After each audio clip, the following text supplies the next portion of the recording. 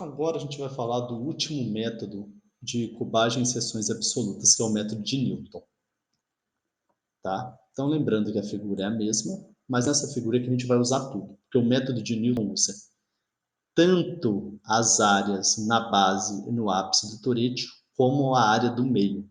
Então, você usa as três medições. Então, é como se você associasse Smalian com Huber, tá? Então, eu vou precisar da medição da base, do ápice de cada torete e da medição do meio.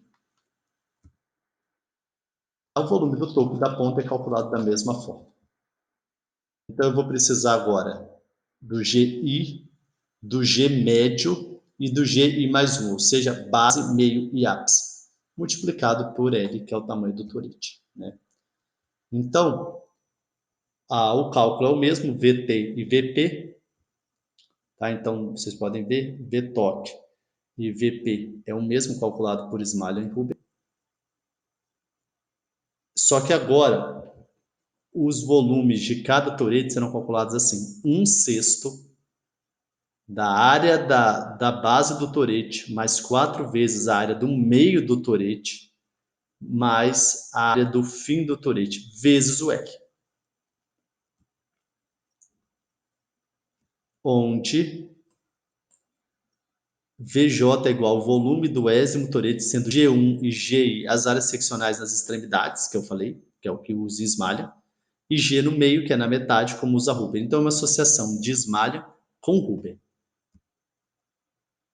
Agora a gente vai ter uma tabela um pouco maior, porque a gente tem todo mundo. É como se eu unisse a tabela de Smalian com a tabela de Huber. Então eu tenho, tá vendo? Smalian, seção, ápice do primeiro, meio. Depois base, ápice, meio. Depois base, ápice, meio. Tá? E assim sucessivamente até o último. Tem os diâmetros com casca, o diâmetro sem casca, a área calculada da mesma forma, e o comprimento foi de 1,2, como a gente já sabe. Então, para eu calcular o primeiro, eu vou fazer G01 mais 4 vezes G07 mais G1, 3 vezes 6 vezes L1. Tomem cuidado no seguinte, aqui no L1. Lembra que eu tenho essa medição do meio, mas ela está aqui representada só para eu ter o diâmetro e fazer a área. Mas na hora de eu fazer o volume é 1,3 menos 1, que é o tamanho do torete. O tamanho desse torete 1 é 1,3 menos 0,1. Depois o outro é 3,3 menos 1,3. Depois o outro é 5,3 menos 3,3. E assim sucessivamente, tá vendo? Por isso que aqui deu 1,2. Então, a área 0,1, 4 vezes a área 0,7, a área 0,3, dividido por 6, que multiplica o tamanho do torete. Mesma coisa no segundo. Tá? Então, eu tenho aqui 0,05228 e aqui sucessivamente vai dar 0,09248 metros cúbicos. E aí eu fiz o cálculo dos outros 9, que vocês também podem fazer para conferir. V4, V5 até o V9. O topo e a ponta a gente já calculou lá em Smalha, do mesmo jeito. Então, volume do topo mais volumes parciais mais o da ponta, e vai dar 0,44003 metros cúbicos. O sem casca, que eu gostaria que vocês, como a gente já fez nos outros, refizessem também, que daí você já estuda. Aí, comparando os três, você percebe o seguinte, tá? Smalian, Huber e Newton. Então, o volume com casca deu 0,44006, no Huber deu 0,44002, do Newton deu 0,44003. E o sem casca também está aí. Vocês podem fazer para conferir aí todos os procedimentos. O interessante que vocês entendam agora é o seguinte. De todos esses, o Huber é considerado o mais preciso, mas ele não é o mais usado. O mais usado é Smalian. Se pegar 100% dos trabalhos feitos, uns 95 vai ter utilizado 99 Smalian como o volume real. Por quê? Porque as pessoas esquecem de medir o meio do torete.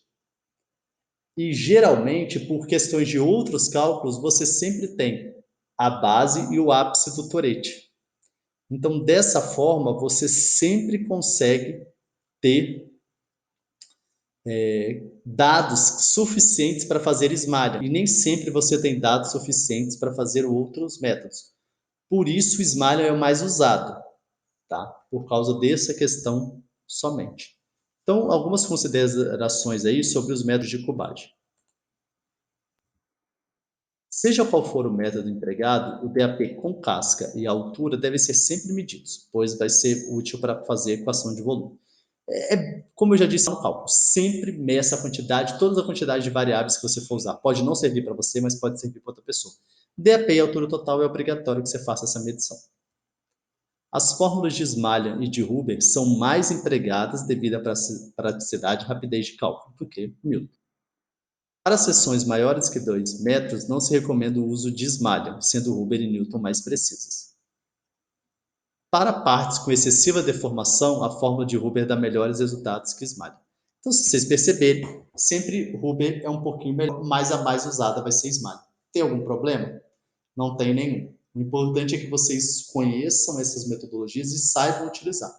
Porque, como eu disse, a maioria dos cálculos de volume real, né, ou considerado como real, são obtidos por essas metodologias aqui.